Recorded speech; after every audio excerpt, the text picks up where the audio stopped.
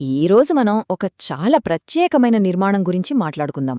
ఇది వేల ఏళ్ల నాటిది, చాలా రహస్యమైనది కూడా. దీని పేరు ప్రత్యక్ష గుడారం. హీబ్రూ బైబిల్లో దీని గురించి వివరంగా ఉంటుంది. అసలు దీని ప్రత్యేకతేంటంటే ఇది ఒకచోట స్థిరంగా ఉండేది కాదు.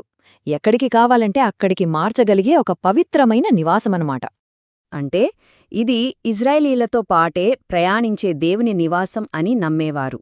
వాళ్ళు అరణ్యంలో ఒకచోటి నుంచి ఇంకోచోటికి వెళ్తున్నప్పుడు ఈ గుడారాన్ని చాలా తేలిగ్గా విడదీసి మళ్ళీ ఇంకోచోట కట్టుకునేలా డిజైన్ చేశారన్నమాట. చాలా అద్భుతంగుంది కదా. అసలు దీని ఉద్దేశ్యమేంటి? దాని డిజైన్లో దాగి ఉన్న రహస్యాలు ఏమై ఉంటాయి?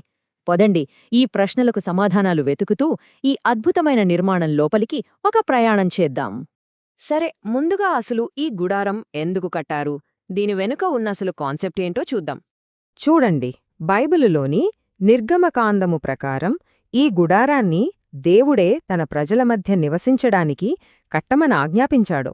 ఇక్కడ చాలా ముఖ్యమైన విషయమేంటంటే దీని ప్లాన్ మొత్తం దేవుడిచ్చిందే.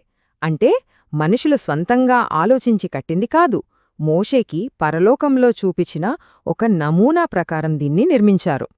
ఒక్క మార్పు కూడా చేయడానికి వీల్లేదు. సో, దీని బట్టి మనకు ఏమర్థమవుతోంది? ఇది కేవలం ఒక టెంట్ కాదు. ఇశ్రాయేలీయుల క్యాంప్కి ఇది భౌతికంగా, ఆధ్యాత్మికంగా కూడా సెంటర్ పాయింట్.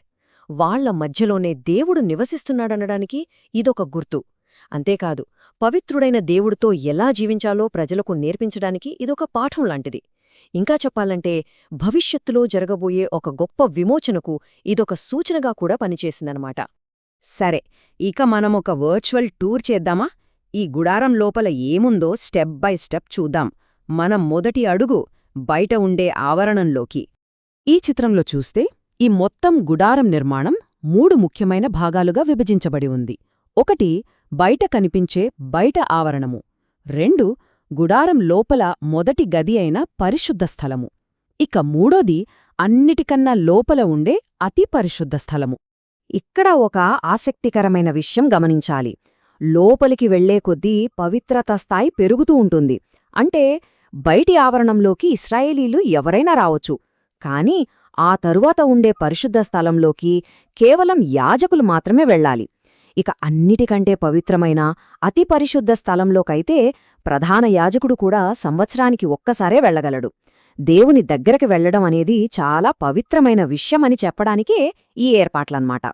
సరే, మనమిప్పుడు బయటి ఆవరణంలోకి అడుగుపెట్టామనుకుందాం. మనకు కనిపించే మొట్టమొదటి ఇంకా అతిపెద్ద వస్తువు ఈ ఇత్తడి బలిపీఠం.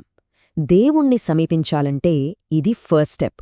పాప పరిహారం కోసం జంతు బలులు అర్పించేది ఇక్కడే. ఇక్కడ వాడిన మెటీరియల్స్ కూడా చాలా ప్రత్యేకమైనవే. ప్రతిదానికి ఒక సింబోలిక్ మీనింగ్ ఉంది. చూడండి, బంగారము దైవత్వాన్ని, పవిత్రతను సూచిస్తుంది. వెండి విమోచనకు గుర్తు. ఇక ఇత్తడి అయితే తీర్పును సూచిస్తుంది. అలాగే నీలం రంగు పరలోకాన్ని, ఊదారంగు రాజరికాన్ని. ఇలా ప్రతి రంగు, ప్రతి వస్తువు వెనుక ఒక లోతైన అర్థం దాగి ఉంది. ఆ బలిపీఠాన్ని దాటి ముందుకు వెళ్తే మనకు ఈ గంగాళం కనిపిస్తుంది. ఇది మెరుగుపెట్టిన ఇత్తడితో చేసి నీళ్లతో నింపి ఉంటుంది. యాజకులు దేవుని సేవ చేయడానికి లోపలికి వెళ్లే ముందు తమ చేతులు కాళ్లను ఇక్కడే కడుక్కునేవారు. అంటే దేవుని సేవకు ముందు తమను తాము శుద్ధి చేసుకోవడం ఎంత అవసరమో ఇది చూపిస్తుంది. సరే, బయటి ఆవరణం చూశాం కదా. ఇప్పుడు టెంట్ లోపలికి, అంటే మొదటి గది అయిన పరిశుద్ధ స్థలంలోకి వెళదాం. గుర్తుంచుకోండి, ఈ పవిత్రమైన గదిలోకి యాజకులకు మాత్రమే ఎంట్రీ. వాళ్లు రోజూ ఇక్కడికి వచ్చి తమ విధులను నిర్వర్తించేవారు. లోపల ముఖ్యంగా 3 వస్తువులుంటాయి. 1 సముఖపు రొట్టెల బల్ల, 2ది బంగారు దీపస్తంభం, 3ది ధూపవేదిక. ఇప్పుడు మనం ఈ గుడారంలోకెల్లా అత్యంత ముఖ్యమైన, అత్యంత పవిత్రమైన చోటుకి వెళ్తున్నాం. అదే అతి పరిశుద్ధ స్థలం. ఇక్కడే దేవుని సన్నిధి నివసిస్తుందని నమ్మేవారు. ఈ గదిని, పరిశుద్ధ స్థలాన్ని ఒక మందపాటి తెర వేరుజేస్తుంది. ప్రధాన యాజకుడు మాత్రమే, అది సంవత్సరానికి ఒక్కసారే ప్రాయశ్చిత్త దినం నాడు మాత్రమే లోపలికి వెళ్లగలడు. అంత కఠినమైన నియమాలుండేవన్నమాట. సరే, ఇప్పటిదాకా మనం గుడారంలోని భాగాలన్నీ చూశాం. ఇప్పుడు అన్నిటికన్నా ఆసక్తికరమైన విషయానికొద్దాం. ఈ మొత్తం నిర్మాణంలో ఒక రహస్య నమూనా దాగి ఉంది. ఒక్కసారి ఆలోచించండి. ఈ పవిత్రమైన వస్తువుల అమరికలో ఏదైనా ప్రత్యేకత ఉందా? వాటిని అలా ఎందుకు పెట్టారు? కేవలం యాదృచ్ఛికమా, లేక దాని వెనుక ఏదైనా నమూనా దాగి ఉందా? ఆశ్చర్యకరంగా ఈ అమరిక వెనుక ఒక స్పష్టమైన నమూనా ఉంది.